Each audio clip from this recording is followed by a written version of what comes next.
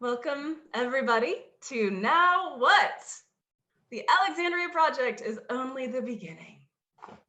And this is going to be led by our Alexandria Project lead archaeologists, Audrey, Lindsay, and Tim Murphy. Audrey received her BA in Anthropology and Sociology from the Indiana University and her MA in Applied Anthropology at Northern Arizona University. She interned with Shumla in 2014, and she contracted with us later in 2016, and we finally captured her full-time in January of this year.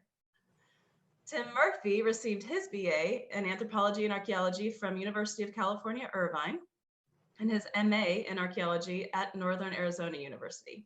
He interned with Shumla in 2015 and later moved to California to work as a project archaeologist at, and I'm going to say this wrong perhaps, but CH2M Hill. And it's now Jacobs Engineering until we stole him away at Shumla. And we're very, very glad to have them. Audrey and Tim, take it away. Hello, everyone. All right. Thanks for joining us today. Welcome to Now What? The Alexandria Project is just the beginning. So where is the Alexandria Project at now? For 4 years, Shumla has been hard at work on the Alexandria Project. Among extensive planning and budgeting for the first year and immense fieldwork over the next 3 years, we have been on a nonstop fieldwork and lab agenda. We've set very high goals and kept to an aggressive schedule to document as much as we possibly can in 3 years. It's absolutely amazing what the Shumla crew has achieved. Shumla's Alexandria Project in itself is a fascinating story. And after all this time and effort, we have reached to the point to really talk about what's next. Now what? As of now, we have reached and surpassed our goal of documenting 225 sites by the end of 2020. And for the remaining 2 months, we plan to document another 5 to 12 sites in a joint effort with the National Park Service and the National Geographic. This will push our final achievement beyond what we had hoped, which is truly an exceptional and exciting achievement. After reflecting on the past 4 years, we currently have in front of us a 36 terabyte accumulation of extremely visual and rich information. What Shumla wants to do with that information is bring it to the world stage. Starting in 2018, we had begun discussions for our next steps to open our Alexandria data to a world audience. Upon reaching our goals in 2020, we are now ready to bring our discussion forward to develop a plan. The efforts of the Alexandria Project has effectively documented most of the rock art murals in the Lower Pecos, hereby capturing a still shot of the rock art and preserving what will be lost in years to come. Our intent is to extend the use of the Alexandria data and imagery even further to the public sphere. We also want to create an interactive platform that is accessible for researchers in a well-managed and secure way. This effort will take extensive planning, restructuring of our data, and constant collaboration with public and researchers, while also consultation with partners. Our dream is to give people the opportunity to explore the rock art through our images, to wonder, be inspired, and ask questions about it. The Lower Pecos is, after all, a region with some of the most expansive and informative rock art from ancient prehistory in North America. Rarely do you see a collection of pictograph murals with high integrity so densely distributed across the landscape. We stand to learn so much from these murals about people, about culture that is absolutely fascinating. So what can we do with the data we've collected?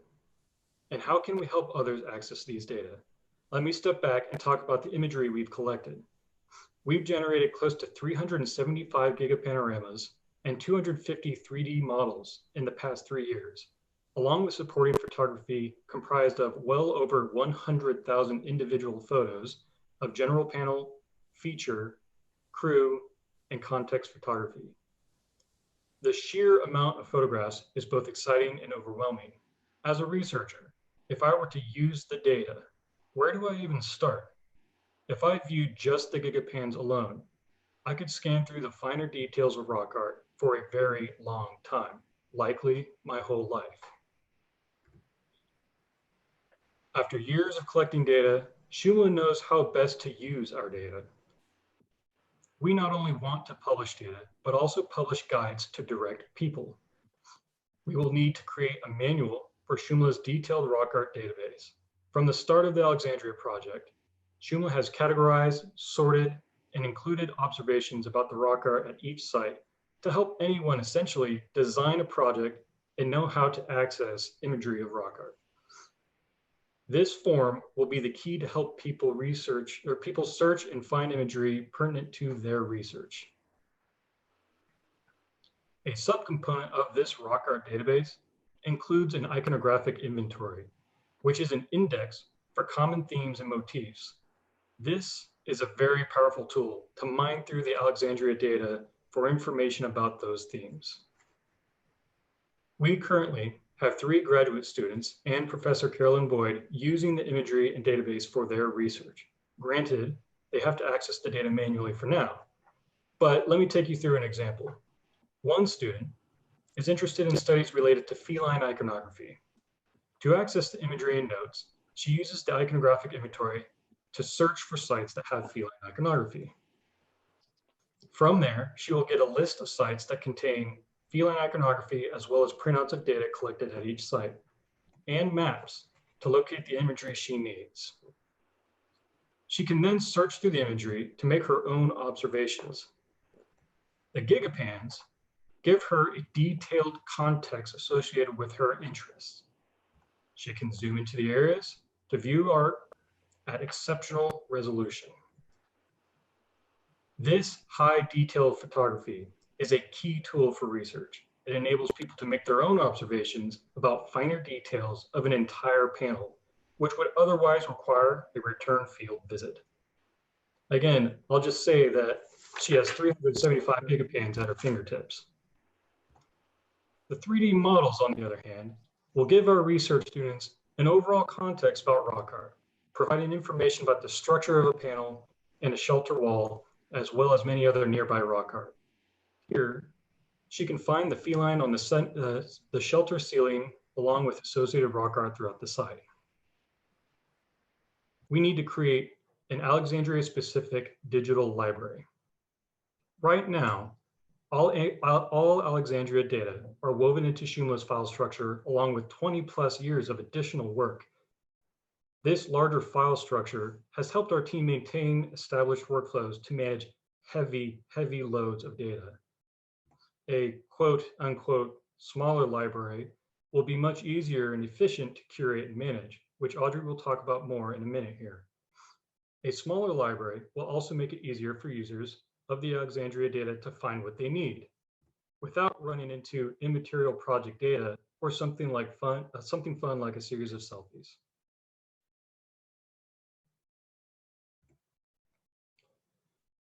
We have already started our planning for what's next, and starting in 2021, we will implement our next steps to create the Alexandria-specific library.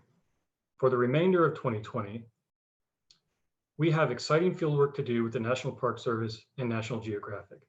This photo is the confluence of Seminole Canyon and the Rio Grande River in January of this year. And behind me in this photo is Panther Cave, a very incredible site we have yet to document for the Alexandria Project specifically. With water levels dropping and silt accumulation, this access point has since been overgrown with trees and river cane. It has been a huge obstacle to continue working on Panther Cave until recently, when the National Park Service took extra measures to stage canoes in Seminole Canyon. We are pleased that in 1 week from today, we will document Panther Cave for the Alexandria Project. Now, let me pass the screen to Audrey, who will now discuss details about curating and sharing our data. Thank you, Tim. Scooch on over here. So when you imagine curation, maybe you imagine something like this: organized boxes of artifacts and photo logs in a back room, or artifacts behind glass. And archaeology has generally curated physical objects and data like this in the past. But this type of curation won't work for our Alexandria Project collection for two reasons. First, because most of our collection is digital. Digital-born data that first exists in a digital format. They don't have a physical copy unless you print it out. Our digital collection includes artifacts, such as digital photos, composite GigaPan images, 3D models, and our Shumla rock art site form database. And second, because we want to make our digital collection accessible to the public and to researchers for years to come. With some collections, researchers need to travel to the curation facility to access the data, and if the data are poorly organized, it's challenging to complete the research. But if we find and create a well-organized, digitally curated archive, it's far more accessible because researchers can find what they need and won't have to travel to the Lower Pecos to conduct research.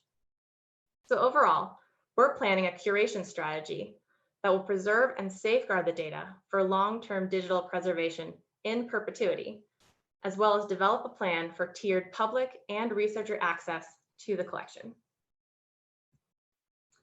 As Tim mentioned, we have collected over 36 terabytes of data as part of the Alexandria Project.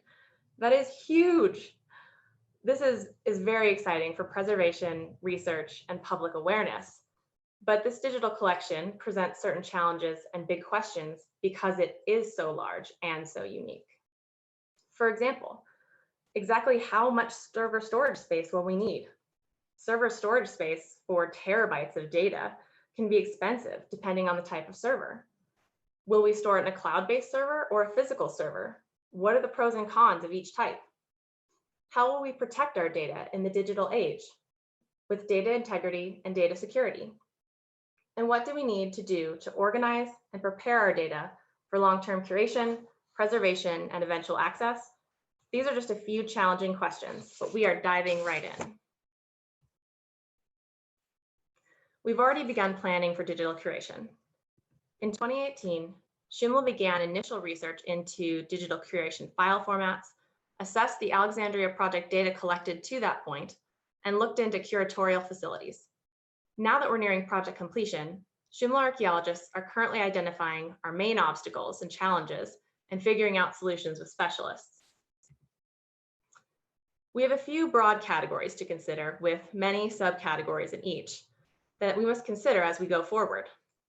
First, we need to continue research and determine the best or most appropriate curation standards and file formats for our data. We also need to consider hardware and software requirements. Second, we need to determine the required steps and workflows required to prepare each type of data for curation. Preparing a 3D model file will differ from how we prepare a scanned sketch map file. We need to research and determine the most appropriate curation software to help us best organize our data and then safely migrate that prepared data to that selected software. And last, but most certainly not least, we need to decide how the digital collection will be maintained into perpetuity and how to make that data accessible. We decided to collaborate with the Center for Archaeological Studies, or CAS, at Texas State University to help us plan, prepare, migrate, and then eventually maintain a copy of the prepared Alexandria Project digital collection.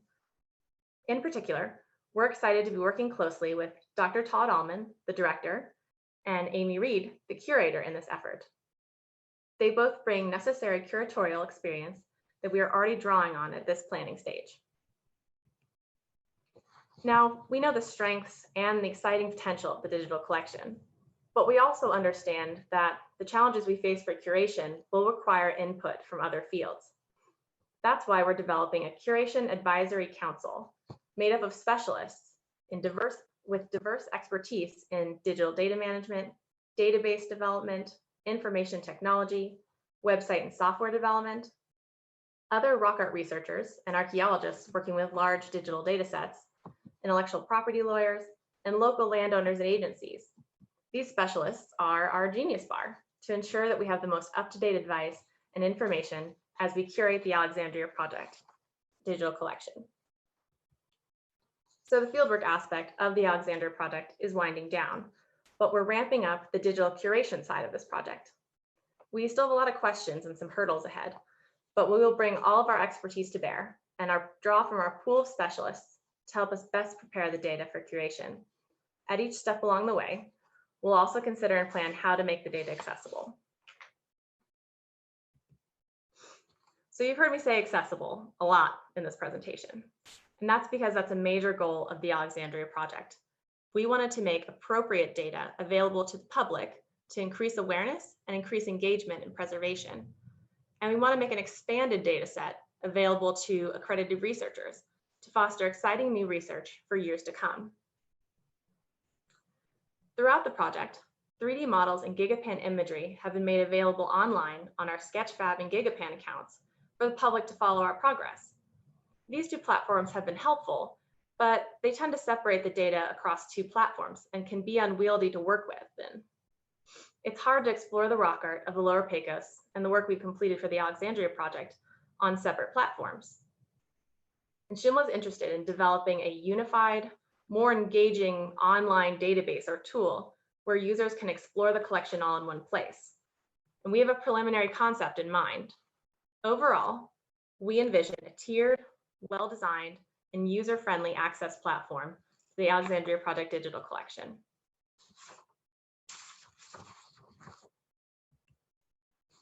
In the first platform or tier, for the public, we imagine an interactive and engaging digital experience where public users can explore high-resolution imagery of rock art panels organized by the individual rock art site. Users can manipulate 3D models and gigapans and embedded 3D viewers, and we'd also include educational content, such as Alexandria Project statistics, overall project information, and facts about rock art sites, panels, and individual figures. Mainly, we want this tiered digital platform to be interactive, engaging, and educational. The second platform or tier for accredited researchers will provide access to an expanded Alexandria Project dataset to facilitate further research. We're envisioning this tier as, again, user-friendly and an interactive research tool or database where researchers can access high-resolution imagery and additional information, such as site maps, a rock art site form database for all the documented sites, photo logs and feature photos, among other data.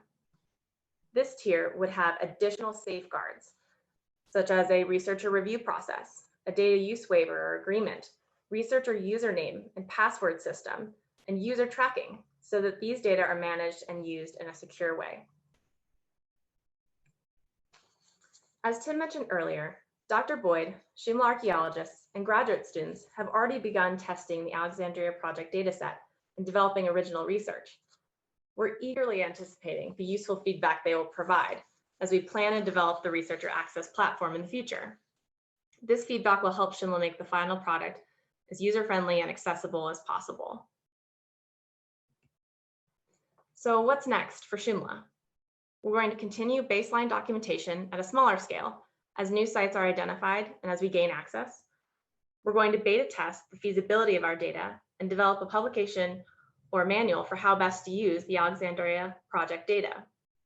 We're hitting the ground running to digitally curate the collection for long-term digital preservation, and also working to make tiered access to the collection eventually available to the public and to accredited research.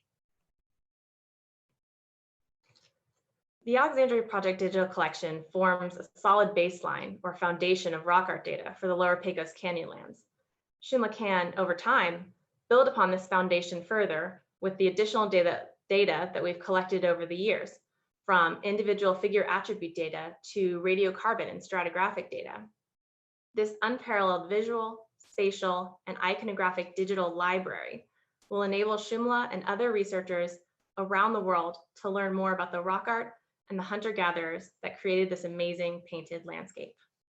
Thank you. I'm Wonderful. going to stop sharing and open it up for questions. Tim will join me again. Yes, slide back into the frame there. Excellent, thank you. So we have a few questions here in the chat feature, and then we'll open it up for more questions. If you have questions, go ahead and type them into the chat feature for me, and I will toss them at Audrey and Tim. And let me just Try to catch it. start with Nancy. Nancy Kanmatsu asked, it's probably a bit early to decide this, but are you thinking about or considering accrediting Shumla as a curatorial facility? That may be a question that I could take. It's a great question. We have considered it a time or two.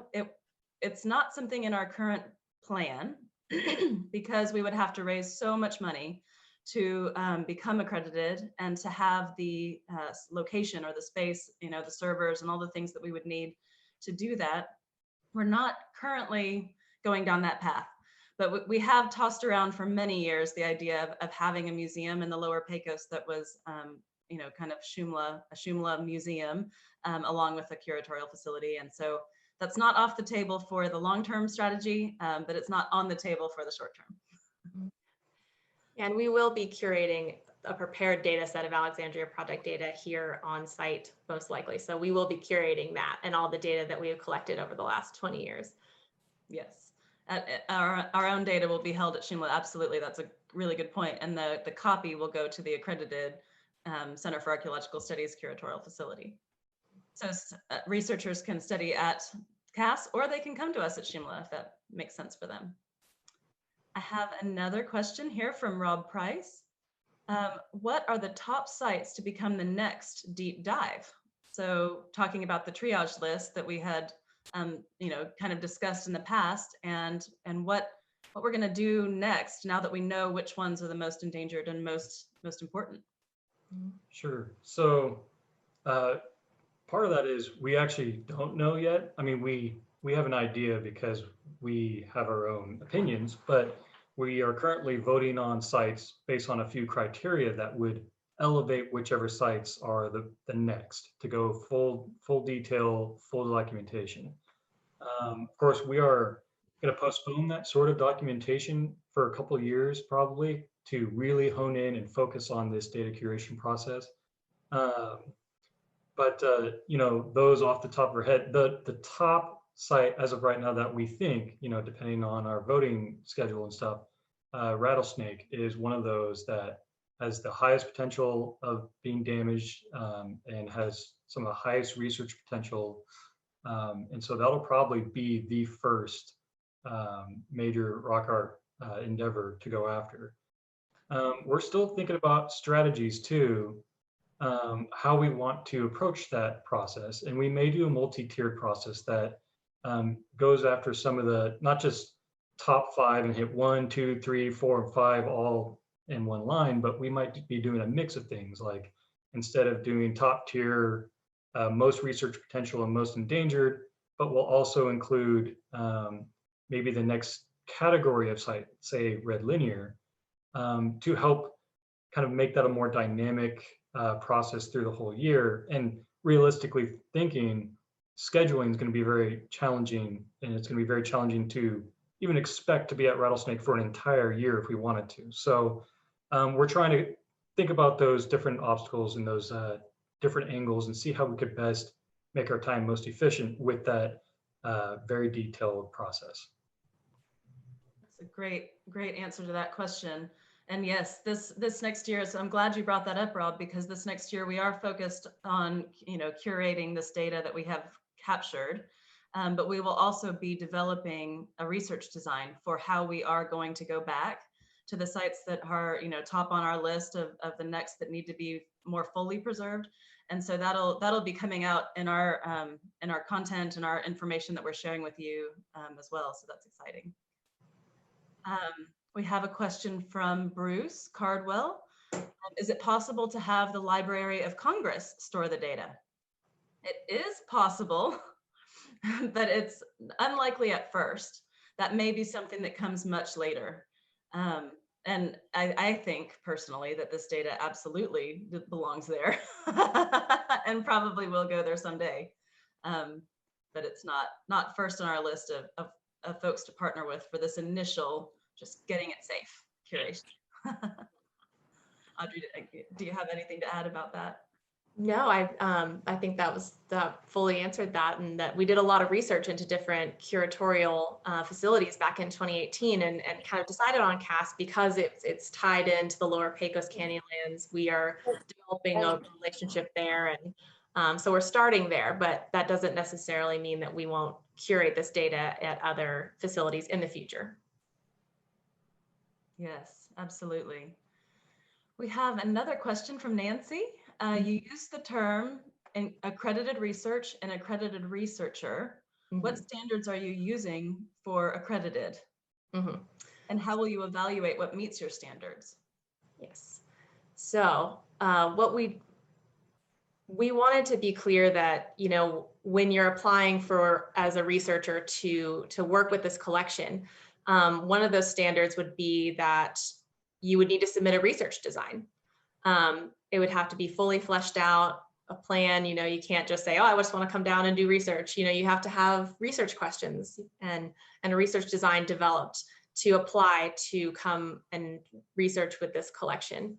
You know, we're all still in the early planning stages of what this would look like for a process on what are the characteristics or what are the qualifications of a researcher that would make them qualified to work here. What is the process? But what we do, kind of a general idea, is that yes, the researcher would submit a CV, a research design to perhaps a review committee. That review committee would review that research design, and then if the researcher was accepted, they would be given a data use waiver or agreement and a user manual, and perhaps a password and passcode to our online portal that they could then access securely for that data. But those are some of the safeguards we have in place, but we are still very actively planning that and pulling together ideas on that process and what makes for a qualified researcher. That's a great answer. And I think an important addition is that it would be an objective look at the research, not a subjective look at the research itself, but just an objective look at that, you know, this person is doing research with the purpose of publishing or moving forward with a research design and coming, you know, with results, so that we're not offering data that would maybe allow people to find rock art or to try to trespass or what have you. Just trying to keep those safeguards in place. So that's something, Nancy, that we'll definitely, since you're our board member and on our advisory council, we will be talking to you directly about. So I'm glad you brought that up, and we're excited to dive into that with you. Do we have any other questions? I think that's the last one in my chat feature. Has anybody got any other questions? Walter, I'll unmute you. If you want to unmute yourself, you can ask it with your voice.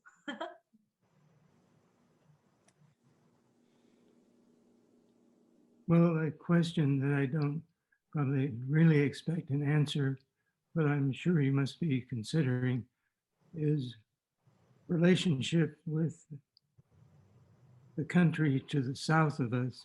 Okay, he's going to, okay, that'll take care of the question.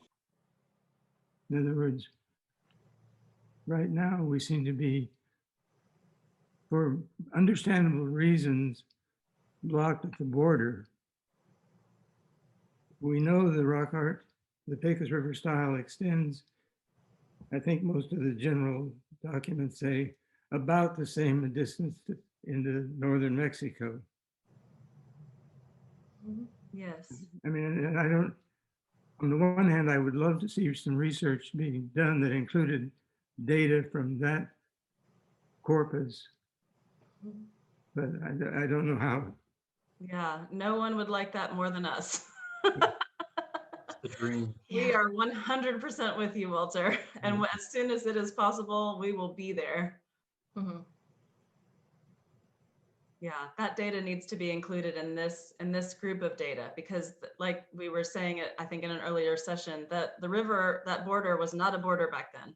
In fact, it was a highway, and we are well aware, and it's difficult to know that we only have half of the library documented, but half is better than zero. So Yeah, we are gonna definitely keep trying, and we're working with Mexican archaeologists to train them on, so that whenever it's safe enough, we will absolutely be in there and we will be adding that data to this data. They'll be captured in the same way, so it will be all one data set. Mhm. Do we have other questions? Oh, Carolyn, let's see. Carolyn, did you want to say something? I thought I saw your name pop up on the chat. It was in response Oh. to the comment or the question from Nancy about accreditation. And I think, how we would go about identifying and qualifying researchers would probably be based a lot on patterns that we've seen used by museums and other research facilities around the world. There's a lot of different examples. So what we come up with, I'm sure we'll be able to find a lot of examples to draw from. Yeah, and Carolyn, Vicki, and Jared just reminded me to mention for Walters as well that your student Deanna is a graduate student that is working specifically with Carolyn right now on the Alexandria Project data and is a Mexican national, Mexican PhD archaeologist, and she is actually moving to Comstock the last day of October for about a year to do research with us. Thank you, Vicki or Jared, whomever said that. I was remiss to not mention that. That's a really important connection that we're building on. I wish you could be here a week earlier. To come with us to Panther Cave. I know. Oh, me too. Oh my gosh. Yes. The canoes will still be there, so maybe Yeah, we we'll work could. something out. Yeah. She needs to, because her research is on felines, and Panther Cave is the place. The place. Do we have other questions? I'm looking to see if anybody's raising a hand or shaking their head or anything. No? All right. Well, in that case, thank you so much for joining us. This has been really wonderful. If you think of questions later, you can reach out to us at Shumla, and I'll be sending an email tomorrow with, just kind of a recap of what we did today and contact information and everything. So if you didn't get to ask it right now, you'll get to ask it later. And please feel free to take a look at the art auction and come back at 5:30. It's going to be a wonderful keynote with Carolyn. And we'll look forward to seeing you guys then. Thank you, everybody. Bye. Guess we'll stay.